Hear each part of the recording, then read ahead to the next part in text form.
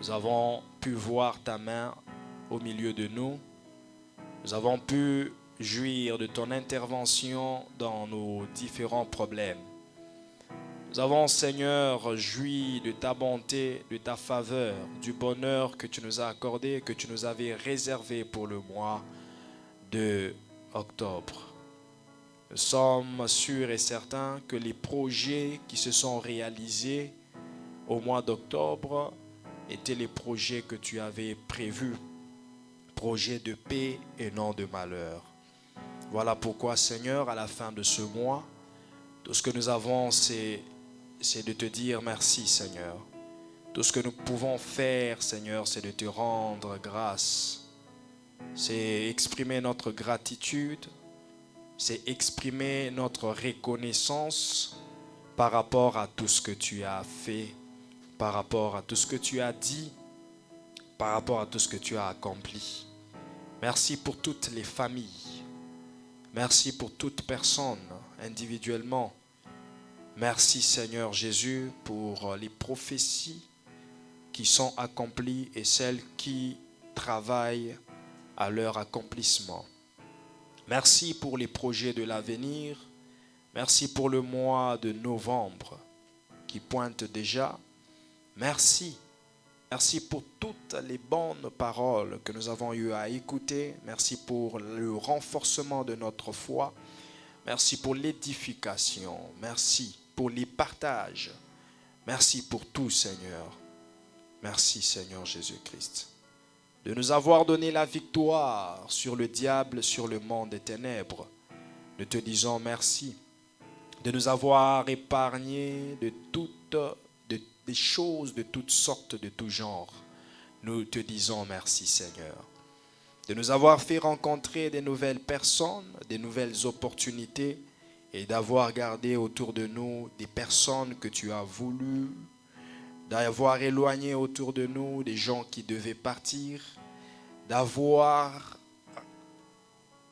accompli, Seigneur éternel, tes desseins par rapport à nos vies sociales, par rapport à nos vies professionnelles, par rapport à nos vies spirituelles, par rapport à nos vies financières, en tout et pour tout. Nous ne pouvons que te dire merci. Que ta parole abonde encore dans nos cœurs ce matin, produisant en nous des fruits dignes de la repentance et nous amenant à vivre la prophétie de Jésus-Christ dans toute son entièreté. Au nom de Jésus, nous avons ainsi prié et promettons de te dire merci à la fin de tout, car tu es Dieu. Au nom de Jésus, nous avons ainsi prié. Amen. Je vous salue tous dans le nom de Jésus-Christ et je vous invite à vous saluer entre vous aussi avant que nous ne puissions nous asseoir.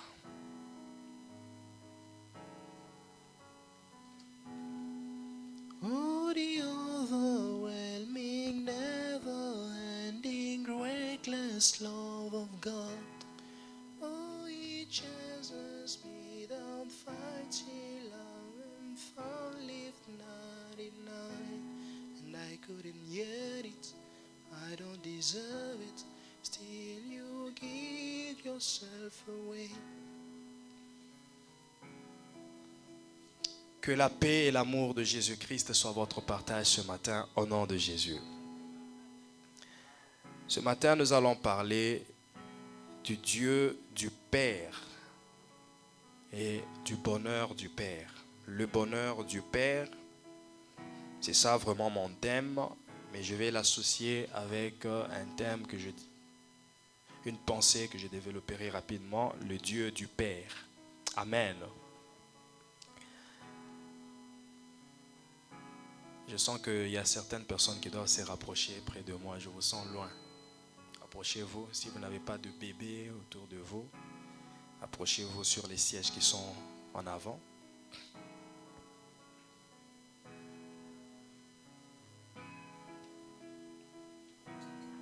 Merci, que Dieu vous bénisse. Le Dieu du Père, ça veut dire le Dieu en qui ton Père a cru. N'oubliez pas que nous parlons de paternité et de bonheur. Et nous avons chevaucher avec les deux à la fois, paternité biologique et paternité dans la foi. Donc, père biologique, père dans la foi. Père biologique, père dans la foi. Comprenez, quand je dis père dans la foi, c'est que beaucoup de gens disent père spirituel. Donc, père dans la foi, le père qui t'a engendré dans la foi. Alors, le Dieu du Père peut être pour toi un bonheur ou un malheur. Ça dépend de quel Dieu ton cœur sert, en quel Dieu ton Père a cru. Si ton père biologique a des divinités qui ne sont pas bonnes, sache que cela peut être un malheur pour toute la famille. À moins que vous receviez la révélation de cela et que vous puissiez vous en délivrer. Mais si vous ne comprenez pas, si vous êtes dans l'ignorance du Dieu en qui votre père a cru. Je parle d'abord du père biologique. Si vous êtes dans l'ignorance, vous pouvez subir des conséquences très néfastes, subir des choses terribles. Et cela sans pour autant se rendre compte que le malheur qui vous vient du Dieu de votre père. Alléluia. Il est important de croire au Dieu de votre Père, mais surtout d'avoir la révélation du Dieu de votre Père. Bien-aimé, la révélation, c'est une chose très importante pour un enfant de Dieu. Et surtout en ce dernier temps, en ces temps de la fin, si tu n'as pas de révélation, tu es en train de vivre des risques terribles. Mon peuple périt parce qu'il lui manque la connaissance, la révélation. Sans la révélation, le peuple est sans frein. Alléluia. Bien-aimé, la révélation est importante parce que la révélation, c'est le domaine de l'indiscrétion de Dieu. Dieu se fait indiscret pour les personnes révélées. La personne qui a accès à la révélation a accès à l'indiscrétion de Dieu. Dieu te révèle, Dieu te dit certaines choses qu'il ne peut pas dire à tout le monde. Dieu te montre des choses qu'il ne peut pas montrer à tout le monde. Et il y a des canaux qui amènent à la révélation. La méditation est un des canaux qui amène à la révélation. La prière d'invocation est aussi un des canaux qui amène à la révélation. Invoque-moi, je te répondrai. Je te ferai connaître des choses cachées. Le fait de te faire connaître des choses cachées, c'est l'indiscrétion de Dieu. C'est la mise à nu et à découvert. Alors, celui qui accède à la révélation découvrira qui est le Dieu de son Père. Celui qui accède à la révélation découvrira les secrets de son Père. Entre autres, lesquels secrets font que son Père est attaché à une quelconque divinité. Mais laquelle? Aussi longtemps que tu ne le sais pas, tu seras en train de vivre certains malheurs. Gédéon était en train de vivre le malheur ensemble avec sa famille. Parce que aussi longtemps que Gédéon et sa famille n'avaient pas découvert la divinité en laquelle son père était attaché, le malheur allait continuer. Les promesses étaient là, mais le malheur aussi les accompagnait. Jusqu'à ce que Gédéon rencontre l'ange et lui pose la question, si c'est vrai que Dieu est avec nous, où sont les prodiges dont nous parlaient nos pères? Ça veut dire, il croyait aux promesses, il croyait aux prophéties, il croyait en l'alliance du Dieu d'Abraham, d'Isaac et d'Israël. Mais malgré qu'il croyait en ça, il ne voyait pas d'accomplissement. Il ne voyait pas de réalisation. Mais qu'est-ce qui bloquait l'accomplissement? Le Dieu en qui le père de Gédéon avait cru. Voilà pourquoi Juge chapitre 6 verset 25 à 26, Dieu révèle maintenant à Gédéon. Il lui donne l'accès à l'indiscret, à la confidence. Il lui donne l'accès à ce qui était caché. Ce qu'ils vivaient avec dans leur maison sans se rendre compte qu'il y avait quelque chose de bizarre dans leur maison. Tu peux vivre dans la maison de ton père et des choses bizarres s'y passent sans que tu te rendes compte. Il faut que tu accèdes à la révélation. Il faut que tu sois l'intime de Dieu pour que Dieu te le révèle. Qu'est-ce que ton père a enfoui dans le sol? Qu'est-ce qu'il a comme totem? Qu'est-ce qu'il a comme objet familier d'idolâtrie ou esprit familier d'idolâtrie? Quelle est l'alliance qu'il a contractée avec des divinités, avec des esprits? Même s'il se met à lire la Bible, il y a des parents qui lisent la Bible mais qui ne sont pas réellement chrétiens. Il te lit la Bible, mais le jour où tu découvriras qu'il est rose-chrétien, qu'il est franc-maçon, tu te poses la question, mais la Bible qu'il lit chaque jour, c'est pourquoi?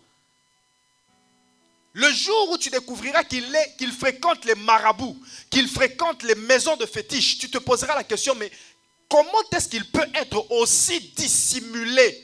La révélation, c'est le fait que Dieu te montre, te mette à nu et à découvert toute dissimulation. Il y a des dissimulations, des amis qui se font amis mais qui ne sont pas des vrais amis.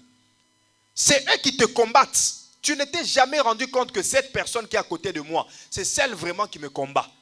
Mais la révélation, c'est quand Dieu commence à te montrer tout clairement. Tout ce qu'ils complotent, tout ce qu'ils font et tout ce qu'ils ont déjà fait. Et cette nuit-là, Dieu dit à Gédéon, regarde, dans la maison de ton père, il y a un autel. Cet autel est à Baal.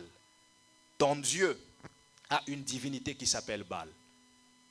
Et Gédéon ouvre les yeux et dit, ah bon? Je n'ai jamais su ça. Baal. Et Dieu lui dit, ce n'est pas fini. Il y a encore plus pire que Baal. Il y a un pieu sacré que toi tu considères être un poteau. C'était juste un poteau. Un bois placé dans leur maison, comme une décoration. Ils ne le savaient pas. Et pourtant c'était toute une divinité. Le pieu sacré d'Achéra. Une divinité syro-phénicienne qui accordait la fécondité à qui le demandait.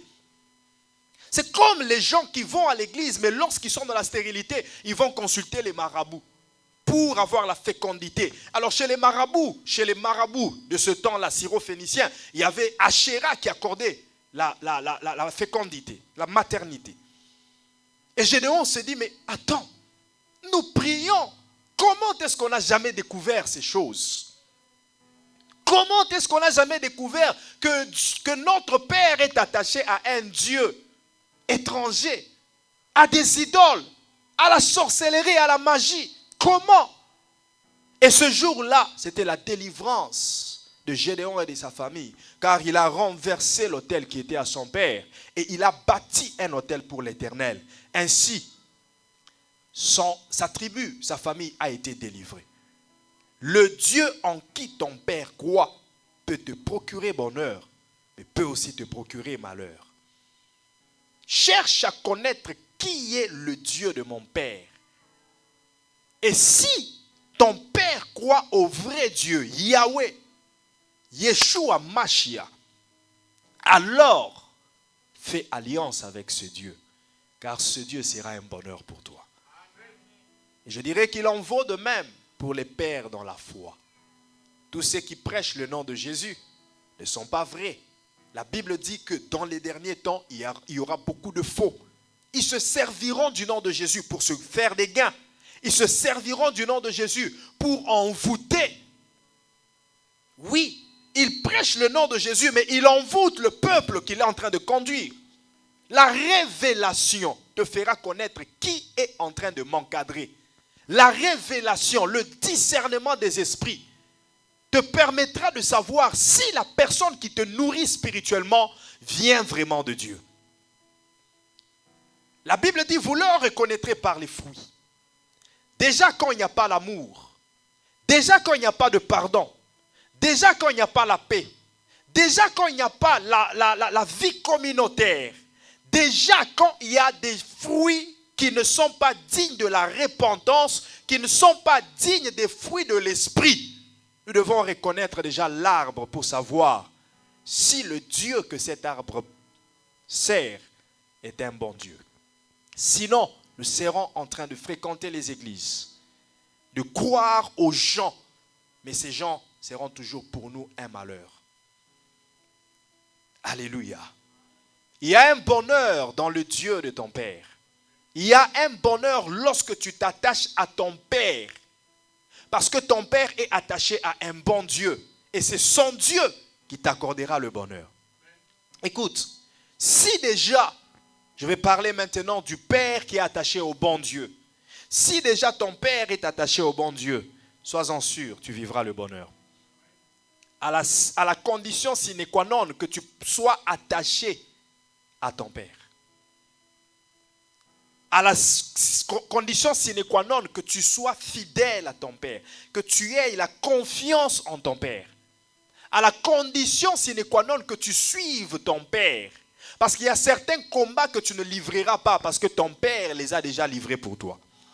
Il y a certains combats spirituels que tu ne pourras pas livrer.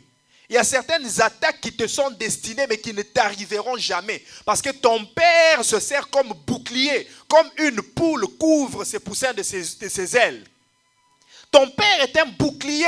Lorsque les combats viennent, il s'attaque à ton Père avant même de venir vers toi.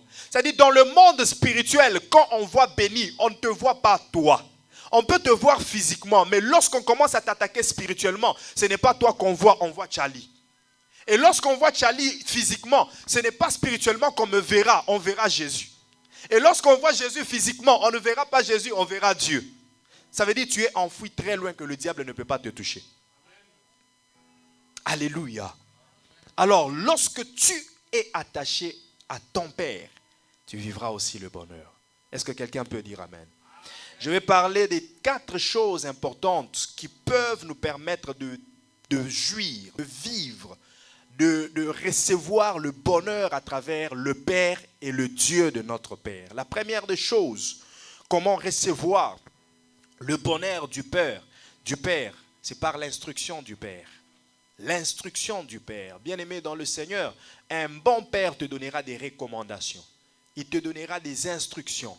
Il te donnera des orientations, des conseils qui peuvent paraître simples, mais qui sont utiles pour te faire vivre le bonheur. Le fils ou l'enfant qui reçoit les instructions de son père ne manquera pas de vivre le bonheur. Le fils, l'enfant qui n'hésitera pas, qui ne manquera pas de pratiquer les instructions que lui donne son père, ne manquera pas de vivre le bonheur. Ce sont des directives. Ce sont des orientations. Ce sont des conseils. Mais lorsque tu les reçois, lorsque tu les acceptes, lorsque tu fais confiance à ton Père, tu vivras le bonheur. Car dans ses instructions est caché un grand bonheur. Genèse chapitre 32, verset 9. Jacob dit, Dieu de mon père Abraham, Dieu de mon père Isaac, éternel, qui m'a dit, retourne dans ton pays et dans ton lieu de naissance, et je te ferai du bien. Jacob est en train de parler d'une instruction qu'il reçoit, mais de qui? Pas de n'importe quel Dieu. Pas de son propre Dieu, mais du Dieu de son père. Alléluia. Dieu de mon père Abraham. C'est-à-dire, il croit déjà en cette filiation. Il croit déjà en cette paternité. Il croit déjà en cette alliance. Que s'il y a un Dieu qui peut me parler, c'est le Dieu de mon père. S'il y a un Dieu qui peut me visiter, c'est le Dieu de mon père. S'il y a un Dieu qui peut m'instruire, c'est le Dieu de mon père. Alors si je m'attache à l'instruction du Dieu de mon père, je ne manquerai pas de vivre le bonheur. Alléluia. La deuxième chose, c'est la connexion. Avec ton père, tu peux recevoir des connexions. Dis avec moi, connexion. Avec ton père peut te connecter. Un bon père, un vrai père te connectera à des bonnes personnes. Le père a eu à entretenir des relations, des connaissances. Alors, les connaissances de ton père seront aussi tes connaissances si tu es attaché à ton père. Les relations de ton père seront aussi tes relations si tu as été un enfant fidèle à ton père. Imagine-toi que ton père a fréquenté les ministres, les députés, même si lui n'a jamais été député. Il peut avoir été directeur d'une entreprise, mais il a des amis ministres. Et que toi, tu as fait la relation, comment on appelle ça encore, relation internationale ou relation sociale, je ne sais pas. Tu as fait la politique, sciences politiques. Tu ne veux pas travailler dans le domaine économique comme ton père, mais plutôt dans le domaine politique. Et pourtant là, il a des relations. Il peut te connecter à certaines personnes. Le Père te fera profiter de la connexion. Le Dieu de ton Père, c'est un Dieu qui connecte. Lorsque Isaac a voulu se marier, il a fallu qu'une connexion se fasse. Mais avec quelle famille? Avec une famille qui a été déjà en connexion avec son père Abraham. Et qui est en train d'aller chercher une femme pour Isaac? C'est Eliezer, le serviteur d'Abraham. Écoute la prière que Eliezer fait dans Genèse chapitre 12. Non, chapitre 24, verset 12. Genèse 24, verset 12.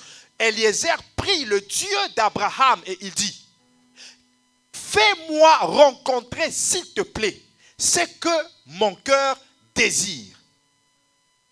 Fais-moi rencontrer. C'est-à-dire, il fait une prière à Dieu, au Dieu d'Abraham, au Dieu de son père. N'oublie pas qu'Eliezer n'était pas que serviteur, mais dans la tête, dans la pensée d'Abraham, Eliezer était déjà un fils. Alléluia. Oh, je te dis, pour Abraham, Eliezer était un fils. Parce que quand il parle à Dieu, il lui dit: que me donneras-tu? Voilà que je m'en vais sans enfant. Et c'est Eliezer de Damas qui sera mon héritier. C'est-à-dire, pour lui, s'il y a quelqu'un à qui je peux léguer mon héritage, comme on lègue l'héritage à un fils, c'est Eliezer. Et Eliezer prenait Abraham comme un père. Il dit que le Dieu d'Abraham me fasse rencontrer ce que mon cœur désire. Et le Dieu des rencontres, on l'appelle Yahweh Mikré en hébreu. Yahweh Mikré. Comme tu parles de Yahweh Sabaoth, Yahweh Mikré, le Dieu des rencontres, le Dieu des connexions. Le Dieu de ton père peut te connecter à des personnes. Il peut te connecter à des opportunités. Il peut te connecter à des gens que tu as toujours voulu rencontrer, mais que tu n'as jamais eu l'occasion de rencontrer. Ce que j'aime avec les pères dans la foi, c'est qu'ils peuvent même connecter les gens pour les mariages. Ils peuvent même connecter les gens pour le travail. Ils peuvent même connecter les gens. Je vous dis, si tu es célibataire, viens c'est moi chez moi. Je te connecte à des personnes. J'ai des gens. Que tu sois homme ou femme. J'ai des gens. Alléluia. Alléluia. Comment? Papa Alain dit prenez rendez-vous. Déjà cette semaine, prenez rendez-vous. Mercredi, je reçois. Pour les mariages. Le Dieu de ton père peut te connecter aussi avec des gens. Tu sais, chaque pasteur a toujours des connaissances. Il connaît quelqu'un qui travaille au gouvernement. Il connaît quelqu'un qui travaille quelque part. Voilà pourquoi je dis souvent aux gens, ne gardez pas vos problèmes. Il faut toujours les exposer. J'ai tel problème. Ah, mais je connais quelqu'un qui peut faire ça. Je connais quelqu'un, même si ça ne marchera pas, mais c'est déjà une brèche. C'est déjà une relation qui commence. Et cette personne-là te connectera aussi à une autre personne. Car le christianisme est un monde de connexions. C'est une vie communautaire. Moi, je n'ai jamais cru que le christianisme est une religion. Pour moi, le christianisme est une vie. C'est une vie. Il n'y a pas de vie hors christianisme. Le christianisme est une vie. Et c'est une vie communautaire, une vie où nous sommes interconnectés. Même ceux qui sont auprès, même ceux qui sont au loin, nous sommes interconnectés pour nous aider. Alors un vrai père, il aura les yeux braqués vers le haut et les yeux braqués vers le bas. Pour connecter ceux qui sont en haut de ceux qui sont en bas. Et c'est ce que Christ a fait. Christ nous a connectés à Dieu. J'ai toujours prêché la théorie de la croix comme une théorie de réconciliation. La croix de Jésus n'a été jamais en X. Non. La croix d'André, oui, je le croirais. Mais pas Jésus. La croix de Jésus a été en forme de T ou en forme de plus. Parce que cette barre, ce vertical n'est pas pour rien. C'est pour connecter Dieu aux hommes. La réconciliation entre les hommes et Dieu. Et celle-ci, c'est pour connecter les hommes avec les hommes, la réconciliation de l'homme avec l'homme. Et le Dieu que nous servons est un Dieu de connexion. Je prie qu'en cette fin d'année, Dieu te connecte à des bonnes personnes. Que Dieu te connecte aux gens qui vont te donner l'emploi. Que Dieu te connecte aux gens qui vont t'élever. Que Dieu te connecte aussi aux gens que toi tu vas élever. Que toi tu vas bénir. Qu'il te connecte aux gens que tu vas amener à Christ. Il y a des gens qui sont en train de pleurer dans le péché, de pleurer dans les liens sataniques. Ils n'attendent que toi. Le monde entier attend avec un ardent désir la révélation, la manifestation des fils de Dieu. Si tu es un fils de Dieu, si tu es une fille de Dieu, il faut que tu connectes les gens à Christ. Et c'est ce que Philippe a fait pour Nathanaël. Il voit Nathanaël assis sur un figuier. Et il l'appelle. Il lui dit, j'ai vu, j'ai rencontré. C'est lui dont les livres prophétiques ont parlé. Et Nathanaël qui lui dit, arrête ces histoires-là. Est-ce que de Jérusalem peut sortir quelque chose de bon? Il dit, viens et vois. La connexion est un monde de viens et vois. Alléluia. La connexion, c'est un domaine de viens et vois. Tu peux avoir des doutes, mais viens d'abord. Tu laisses des gens à la maison. Regarde combien de chaises sont vides. Et tu pouvais aussi les appeler. Non, je n'ai pas les paroles d'évangélisation. Comment je vais évangéliser? Je n'ai jamais évangélisé. Tu peux seulement dire, viens et vois. Viens et écoute la parole de Dieu. Viens et palpe la puissance de Dieu qui est dans notre église. Viens et viens t'attacher. Même si moi je n'ai rien à te dire, mais il y a quelqu'un qui te dira quelque chose. Et lorsque Nathanaël s'est approché de Jésus, Jésus lui dit, voici un homme pieux en Israël. Il dit, mais comment tu me connais? Il dit, je t'ai dit que je t'ai vu sous le figuier et tu m'as cru. Sache que dès maintenant, désormais, tu verras toujours les cieux ouverts. Et les anges de Dieu monter et descendre sur le Fils de Dieu. La connexion s'est faite à partir de Philippe. Mais dès que Nathanaël est connecté à Christ, le ciel s'ouvre sur Nathanaël. Voyez-vous combien de connexions se sont faites dans la vie de Nathanaël. S'il était resté sous le figuier, il n'allait rester connecté qu'à Philippe. Mais il devait se servir de la connexion de Philippe pour se connecter à Jésus. Et il devait se servir de la connexion de Jésus pour se connecter au ciel. Je ne sais pas si quelqu'un comprend. Jean 1, verset 51. La connexion de Jésus te connectera toujours au ciel. La connexion du Dieu de ton Père te connectera toujours aux choses spirituelles, à la bénédiction spirituelle. Alléluia. Je bénis Dieu pour chaque fois que je jouis, pour chaque fois où je jouis des connexions de mon Père dans la foi. J'ai gardé de très bonnes relations avec mon Père dans la foi. Une très bonne fidélité qu'il ne peut pas hésiter à me recommander quelque part. Il ne peut pas hésiter. Et à chaque fois qu'il me recommande, les choses se passent très bien parce que j'y vais avec respect, révérence, honneur chez ceux qui sont censés être les amis de mon Père, car ils sont mes pères.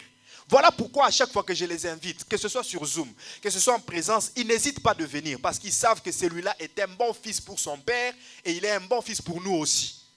Il faut apprendre à garder les relations.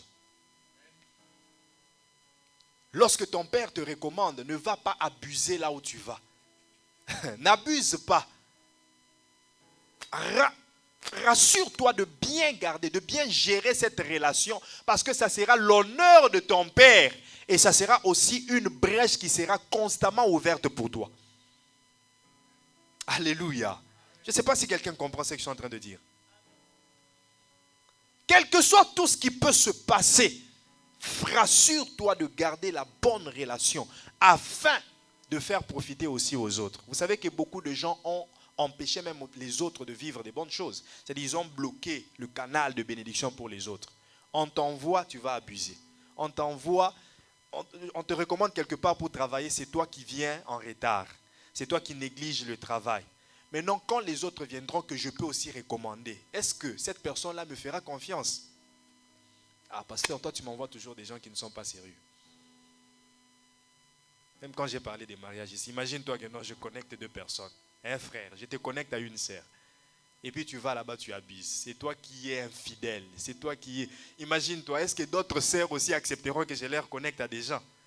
Hein, ma sœur? Oh, est-ce que c'est un péché de connecter les gens? Ah, j'aime bien le mariage. Le mariage, c'est ça même le plan de Dieu pour nous. Le mariage, c'est ça même Éden. C'est ça même Éden. Hein? Vous ne savez pas le bonheur qu'il y a dans le mariage. Je vous dis. Il y a un très grand bonheur. Voyez là où je suis. Je ne suis pas seul. Hein? Ma femme est avec moi. Oh, je vous dis. C'est un bonheur partout où tu vas de savoir que j'ai une personne qui est attachée à mon esprit, à mon âme et à mon corps.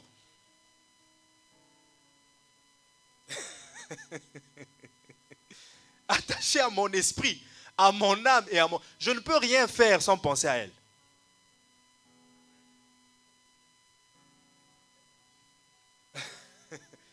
Je vous dis. Non, mais ça, je le dis pour donner le goût du mariage aux autres. Parce que vous traînez. Hein? Il faut y aller vite. C'est la semaine de la connexion. Il faut y aller vite. Parce qu'il y a même certaines choses. Hein? Il y a certaines choses que vous ne découvrirez jamais. Si vous le faites hors mariage, c'est une tricherie et un péché. Il faut le faire dans le mariage pour comprendre combien c'est succulent. Écoutez, il n'y a pas de sucre dans le sexe hors mariage. Parce que tout ce qui arrive après, c'est une attitude d'amertume. Mais faites-le dans le mariage, la nuit, le jour, dans les salons, dans la cuisine, dans la chambre. Vous n'aurez jamais d'amertume, à moins que vous le fassiez d'une manière pécheresse. Ça veut dire que vous fassiez des pratiques qui sont un péché. Là, vous vivrez aussi des choses terribles. Je ne suis pas sorti de mon enseignement, je parle de la connexion. Le mariage est une connexion. Connecte-toi à une bonne femme et tu seras heureux. Connecte-toi à un bon mari, tu seras heureux. Alors le Dieu de ton père, même si ça ne viendra pas de moi, mais ma prière chaque jour est toujours que dans cette église, les gens se marient à des bonnes personnes. Alléluia. Quand je dis la connexion, ce n'est pas forcément que moi je te dise épouse cet homme. Je ne peux jamais imposer à quelqu'un d'épouser un homme ou une femme. Je peux te connecter à une personne, mais réfléchis toi-même. Est-ce que cette personne me vaut? Son niveau intellectuel, son niveau spirituel. Est-ce que ça match entre moi et lui? Ne le fais pas parce que le pasteur m'a connecté. Non. Juge, analyse, pense et décide toi-même. Prends ta décision parce que ce que tu vivras dans le mariage, tu le vivras seul, pas avec le pasteur. Alléluia. Et non seulement je peux te connecter, mais je prie aussi afin que tu rencontres des bonnes personnes. Même dans ton parc de contact, comment on dit encore? Dans ton parc de connaissances, dans tes relations, les gens avec qui tu as étudié, les gens avec qui tu as travaillé, les frères et les sœurs à l'église. Tu vois des gens, tu rencontres des gens. Et Dieu peut faire que cette personne soit une bonne personne pour toi. Si tu es attaché à ton Père. Voilà pourquoi vous devez aussi prier beaucoup que les pasteurs réussissent leur mariage. Parce que la réussite du mariage du pasteur est la réussite des mariages de tous ses enfants dans la foi. J'ai remarqué, c'est un constat que j'ai fait, que les pasteurs qui ont eu à divorcer, même leurs fils dans la foi aussi, ont eu à divorcer. Ça, c'est un constat que j'ai fait. J'ai un peu essayé de faire l'analyse. Tel pasteur a divorcé. Son père dans la foi a divorcé. Son fils tel. Je dis, mais il y a un problème. Oui, parce qu'il y a ce qu'on appelle l'hérédité. L'hérédité spirituelle. Alléluia. Oh, moi, je ne divorcerai jamais. Je le déclare par la foi. Je dis que, quel que soit ce qui viendra, que Christ nous unisse encore. Qu'il soit pour nous une corde, la troisième, qui nous unit pour faire un nœud solide. Parce que cela permettra aussi que ceux qui viennent après moi vivent la même chose et ne divorcent pas. C'est un esprit. Alléluia. Que l'esprit du mariage uni et soudé soit notre partage au nom de Jésus-Christ. Et que l'esprit de divorce soit chassé hors de cette église au nom puissant de Jésus-Christ. La troisième chose que tu peux recevoir du Père, c'est la protection. la défense. Ton père te protégera. Ton père te défendra. Que tu sois avec lui ou pas. Qui est ce père? Imaginez-vous que je marche avec Alphaël et qu'il y a quelque chose de dangereux qui vient vers nous. Je ne tiendrai pas d'abord compte de moi. Je tiendrai compte de lui. Même si moi je vais me fracturer. Mais au moins que lui, d'ailleurs ça m'est arrivé. Ça m'est arrivé, je suis en train de descendre les escaliers, j'avais Adonicia. Il pleurait pendant la nuit et j'avais tellement sommeil. Je descendais les escaliers sans regarder, j'ai glissé. Je vous dis, je suis tombé comme du n'importe quoi. J'ai eu très mal au dos. Mais j'avais Adonicia comme ça. Il est resté suspendu dans mes mains pendant que je tombais. Je devais le protéger lui. Et ça en vaut de même dans le spirituel. Le Père te protégera. Comme je disais tantôt, il y a des combats que toi tu n'auras pas à combattre. Il y a des choses que tu n'auras, des efforts que tu n'auras pas à faire. Imaginez-vous que j'ai des fils dans la foi qui doivent ouvrir des extensions, qui doivent ouvrir des églises. Le combat que j'ai traversé, les difficultés que j'ai rencontrées, eux ne doivent pas les rencontrer. Ils ne doivent pas les rencontrer. Tu fais 2 cailloux, 3 cailloux pour réunir 2 bouts de moi. Et puis après toi, tes fils et tes filles, lorsqu'ils atteignent l'âge de 16 ans, 18 ans, ils commencent à faire la même chose, c'est que tu as échoué pas. Tu as échoué. Il faut déjà préparer leur avenir. Bien-aimés, soyons une génération de la délivrance. Je disais, soyons une génération de la délivrance. Parce que ce que nos pères n'ont pas pu faire pour nous, si nous sommes en train de travailler dur comme nos pères ont travaillé dur, il ne faut pas que cela soit ainsi pour nos fils. Vous savez que la 5e génération, c'est la génération de la délivrance. Je ne sais pas pourquoi on parle de la 5e génération aujourd'hui, mais je vous dis que la 5e génération, c'est la génération de la délivrance. Parce que le peuple d'Israël est resté dans Égypte 4 générations. Lorsque la 5e génération était en train d'étendre dans l'esclavage, Dieu a intervenu. 400 ans, il devait déjà sortir. Mais ça se fait que la 5e génération était en train de naître et de vivre aussi l'esclavage. 30 ans, mais pas 40, pas 50, pas 70, pas 90, pas 100. Sinon, ça ferait toute une 5e génération dans l'esclavage. Et pourtant, la 5e génération devait être délivrée. Vous voyez, ces affaires-là, c'est aussi prophétique. Ces affaires de la 5e génération que nous sommes en train de vivre, c'est aussi prophétique. Nous devons comprendre que ce temps que nous vivons, c'est un temps de la délivrance.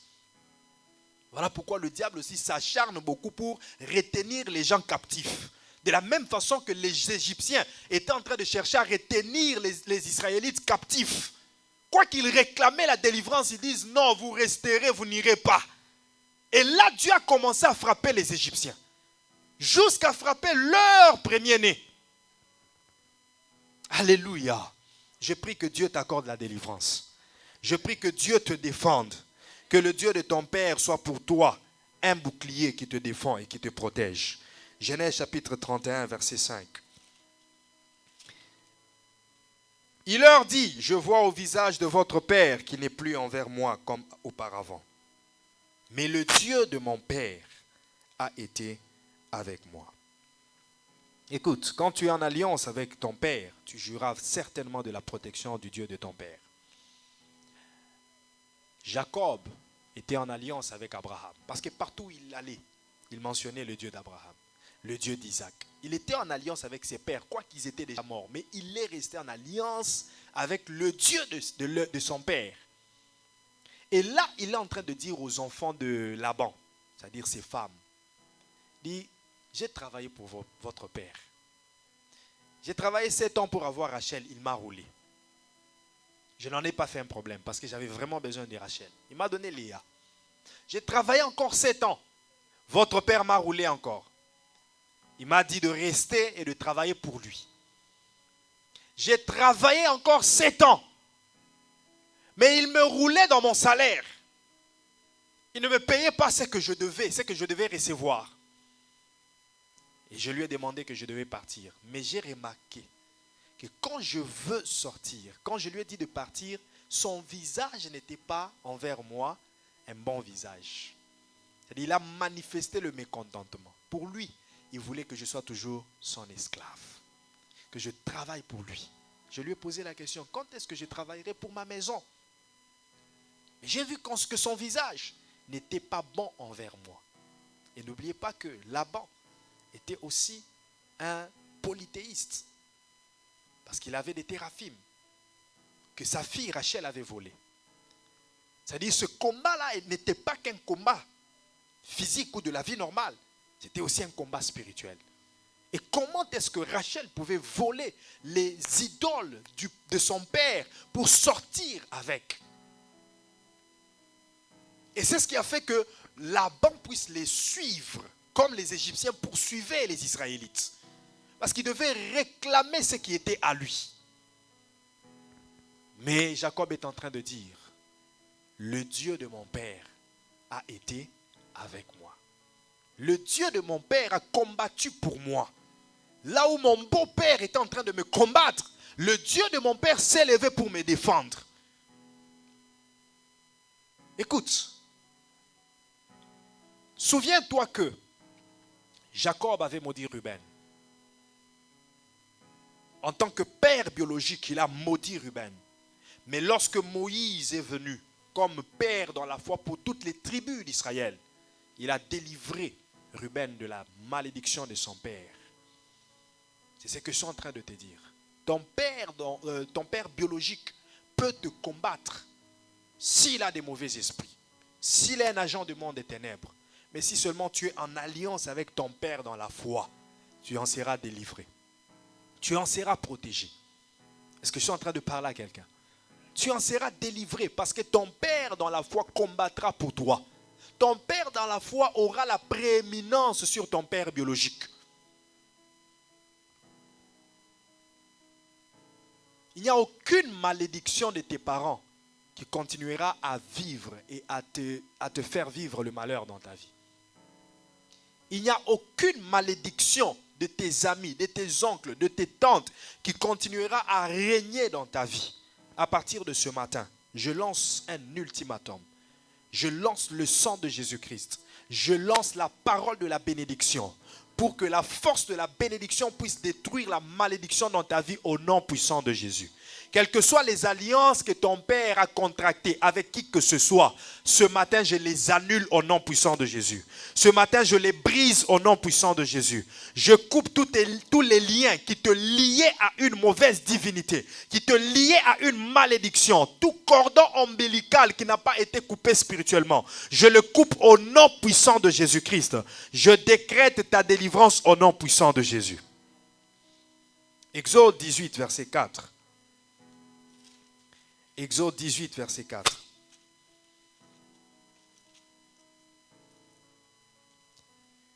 L'autre se nommait Eliezer, car il avait dit, le Dieu de mon père m'a secouru. Il m'a délivré de l'épée de Pharaon. Bien-aimé, le Dieu de ton père te délivrera. Il combattra pour toi, il te secourra. Je loue toujours Dieu pour chaque fois où il y a des gens qui ont des problèmes, des situations difficiles, des situations familiales. Et ces situations qui ne prennent une autre tournure, qui ne changent, qui ne voient la main de Dieu que lorsque l'homme de Dieu arrive et prie. Dieu ne fait jamais rien au hasard. C'est pour nous apprendre que l'homme de Dieu est un canal de délivrance même pour toutes les familles. Par un prophète, Israël est sorti d'Égypte. Par un prophète, Israël est établi dans la terre promise. Écoute, reste attaché à l'homme de Dieu. Reste attaché à ton Père dans la foi. Tu as vécu la première délivrance. Sache que la deuxième viendra. Sache que la troisième viendra. Si seulement tu es attaché au Dieu de ton Père. Ce que j'ai remarqué avec beaucoup de tristesse, c'est qu'il y a certaines personnes, à leur premier début, ils ont beaucoup d'estime pour l'homme de Dieu. Je parle particulièrement de moi. J'ai vu des gens qui viennent avec beaucoup d'estime, de considération, de respect. Et lorsqu'ils ont cette considération, ils vivent la main de Dieu. Je vous parle des choses anciennes, mais surtout des choses présentes que je vis ici dans ce ministère. Je ne parle pas d'ailleurs. Je laisse le Congo à part. Je parle d'ici dans ce ministère. À son premier début, il vient avec beaucoup d'empressement, beaucoup de considération. Et il vit la main de Dieu. Mais par l'erreur de l'habitude, ça veut dire, il s'habitue avec l'homme de Dieu. Et il commence à le négliger. Il commence à le voir comme... Et ça, c'est le danger des hommes de Dieu qui sont simples. Lorsque tu rencontres quelqu'un dans la simplicité, tu te dis, ah, il est simple. Il ne fait pas l'arrogance. Le peuple de Dieu aime les pasteurs, les hommes de Dieu qui sont trop arrogants, avec beaucoup de protocoles. Là, il donnera des respects. C'est un homme de Dieu. Mais quand il voit quelqu'un, tu m'écris à 10h, je te réponds à 10h01. Alors tu crois que je suis ton passoire. Et pourtant, dans le spirituel, tu es en train de t'empêcher de vivre des bonnes choses. La première considération que tu avais, garde-la toujours. Le premier respect que tu avais, garde-le toujours. Je vous dis, j'ai vu des gens manquer certains miracles. Tu pries pour le premier sujet, ça réussit. Deuxième sujet, ça réussit. Le troisième, ça ne réussit plus. Je rentre, je réfléchis, mais qu'est-ce qui se passe? Et je comprends directement que voilà, pour telle raison, il n'a plus la considération qu'il avait avant. Il y a certains miracles qui se sont produits. Je t'avais dit, il y a certains témoignages qui sont faits ici. Des miracles, si je te dis, tu te dis, non, cet homme vraiment, il a Dieu. Il a vraiment Dieu. Il n'est pas seul, il a un Dieu. Mais qu'est-ce qui fait que la même personne vit ce grand témoignage, mais à la longue, tu vois la manière dont les choses commencent à se faire dans sa vie.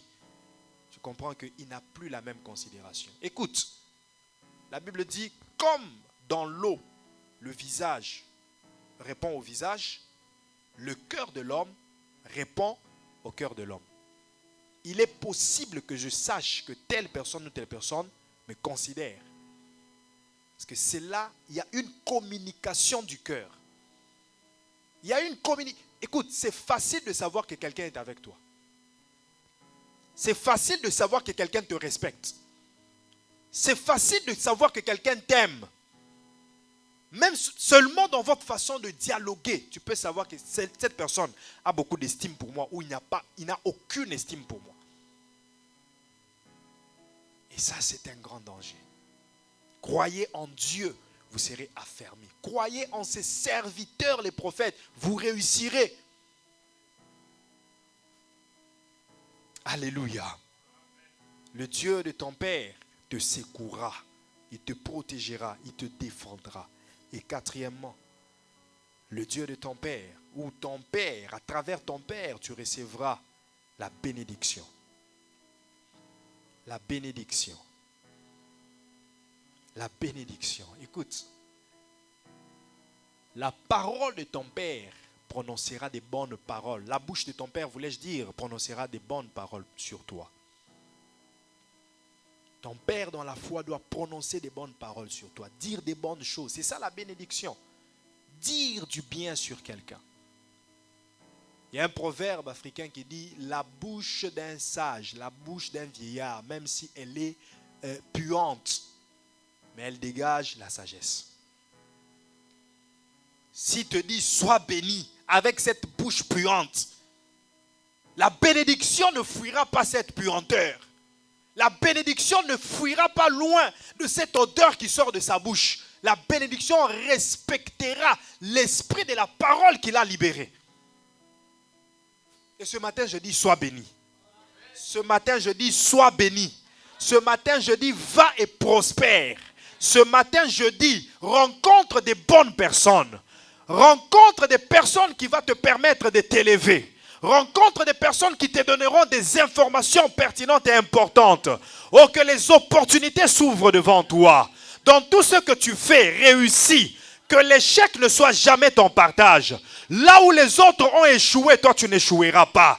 Ce qui a été compliqué et difficile pour les autres, je le rends facile aujourd'hui pour toi. Au nom puissant de Jésus-Christ.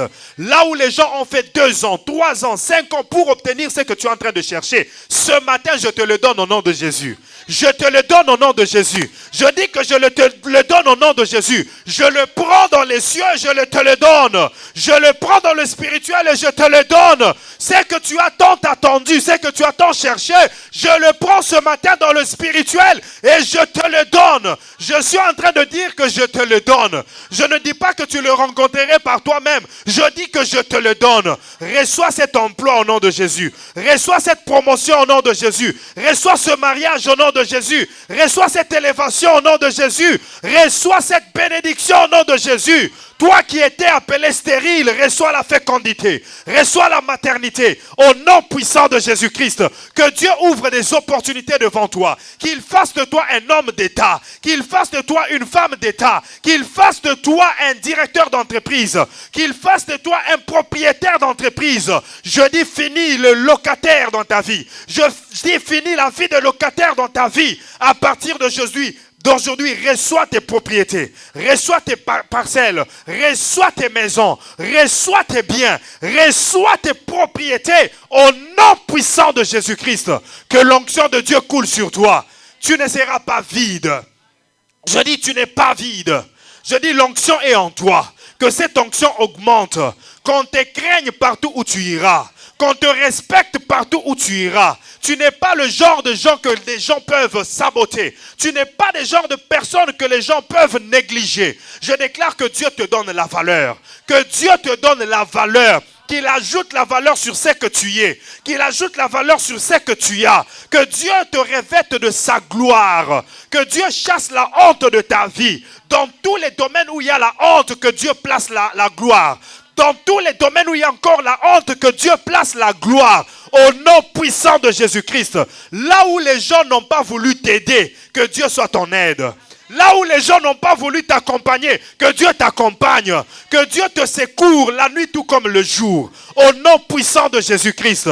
Tout ce que tu mangeras, que ce soit dans une fête, que ce soit dans la maison, que ce soit chez quelqu'un, je déclare que c'est le corps de Jésus-Christ. Tout ce que tu boiras, c'est le sang de Jésus-Christ. Tu ne seras jamais envoûté. Tu ne seras jamais envoûté. Tu ne seras jamais envoûté. Tu ne seras jamais ensorcelé. Au nom puissant de Jésus-Christ. Tes pieds te mèneront là où il y a le bonheur. Sur tout le chemin où il y a le malheur, tes pieds n'y entreront pas. Je déclare que l'Esprit de Dieu entre dans tes pieds pour te conduire sur la place de tes bonheurs, pour te conduire sur la place de ta bénédiction. Tu ne commettras jamais d'erreur dans la vie. Je prie afin que l'esprit du discernement te soit donné, afin que tu ne commettes aucune erreur dans la vie, que tu ne commettes pas d'erreur de choix, que tu ne commettes pas l'erreur dans tes décisions. Je prie que l'esprit de révélation te soit communiqué. Je prie que l'esprit de révélation te soit donné au nom puissant de Jésus-Christ. Reçois la parole de connaissance, reçois la prophétie, reçois le discernement. Que cela soit des dons qui t'accompagneront. Je déclare que le miracle t'accompagnera. Il est écrit, voici les miracles qui accompagneront ceux qui auront cru. Le miracle n'est pas devant toi. Le miracle ne viendra pas te rencontrer, mais le miracle marche avec toi. Le miracle t'accompagne. Le miracle, c'est toi-même. Tes mains sont les instruments de miracle. Ta bouche est un instrument de miracle. Tes pieds sont tes instruments de miracle. Ce que tu déclareras s'accomplira. Ce que tu confesseras s'accomplira. Quand tu appelleras l'argent, l'argent répondra. Quand tu appelleras le travail répondra. Quand tu appelleras la bénédiction répondra. Je déclare cela au nom puissant de Jésus. Je mets l'onction de Dieu sur ta langue. Je mets l'onction de Dieu sur ta tête. Je mets l'onction de Dieu sur ton esprit. Au nom puissant de Jésus-Christ. Tu es béni.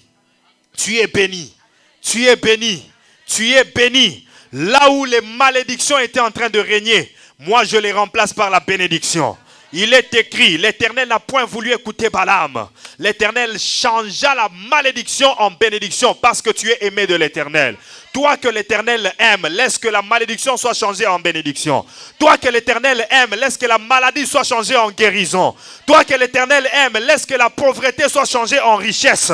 Toi que l'Éternel aime, laisse que le manque soit changé en abondance.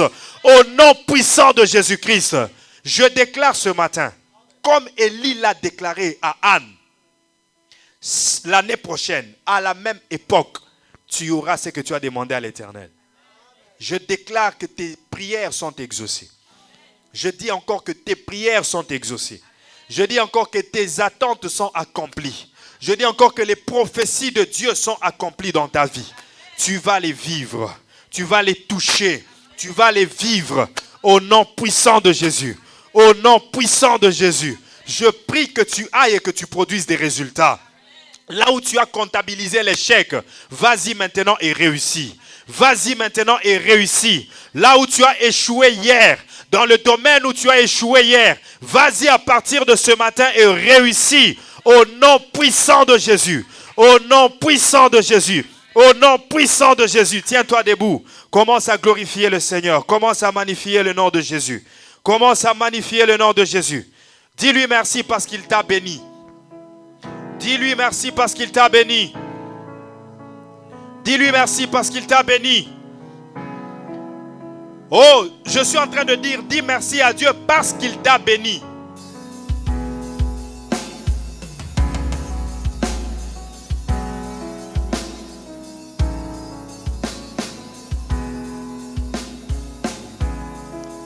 Dis-lui merci parce qu'il t'a béni.